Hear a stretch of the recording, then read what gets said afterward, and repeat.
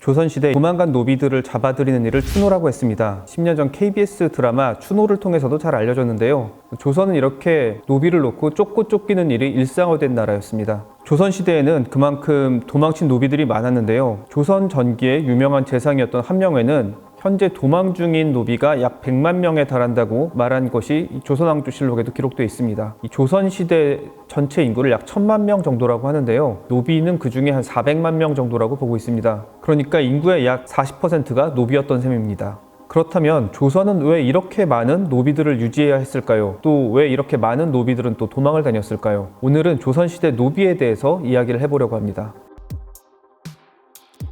노비라는 말은 남성인 노와 여성인 비를 합친 단어입니다. 조선시대 노비는 국가기관에 묶인 공노비와 개인에게 속박된 사노비로 나뉘어져 있었습니다. 또 이 노비의 노동 형태에 따라 납공노비와 입역노비로 나뉘었는데요. 우리가 흔히 사극에서 봤던 주인에게 노동력을 바치는 그런 노비를 입역노비라고 하고요. 반면에 1년에 정해진 액수의 현물을 바치는 노비를 납공노비라고 했습니다. 그래서 납공노비는 주인 집에서 같이 사는 게 아니라 따로 사는 경우가 많았고요. 심지어는 이 멀리 떨어진 다른 지방에서 거주하는 경우도 많았습니다.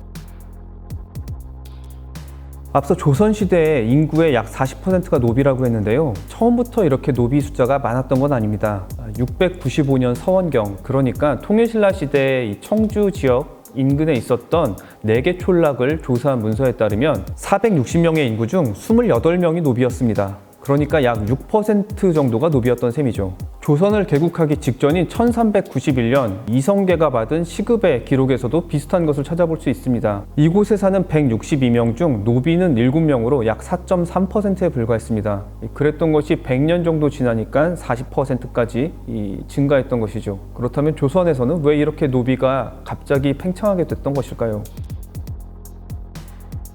가장 큰 이유는 양천교훈이었습니다. 양천교훈은 노비와 양인의 결혼을 뜻하는데요.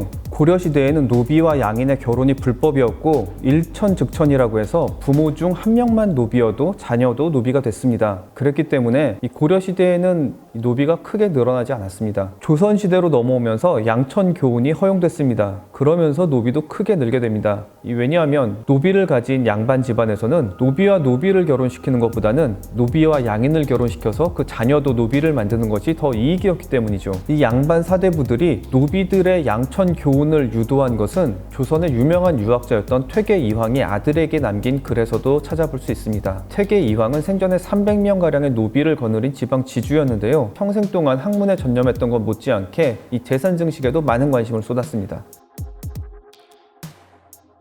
그런데 이렇게 노비가 늘어나는 것이 양반 입장에선 좋았지만 국가의 입장에서 볼 때는 큰 손해였습니다. 왜냐하면 노비는 세금이나 병역의 의무가 없었기 때문인데요. 그래서 일부 국왕들은 노비를 줄이기 위해서 많은 정책을 폈습니다. 세금을 더 걷기 위해서였죠. 대표적인 게 태종인데요. 태종은 양인 남자와 여성 노비 사이에서 태어난 자녀들을 모두 양인의 자격을 주도록 했습니다. 그래서 아버지의 신분을 따른다고 해서 종부법이라고 하는데요. 그 당시에 이 양반 사대부들이 여성 노비를 첩으로 데리고 있는 경우가 많았기 때문에 이것은 노비들의 숫자를 줄이는데 많은 기여를 하게 됩니다. 이렇게 노비가 줄면서 이 양반 관료들이 반발하게 됩니다. 이들은 종부법 때문에 여성 노비들이 양인 남성에게 시집을 가면서 인륜을 크게 어지럽힌다고 반발하기 시작했습니다.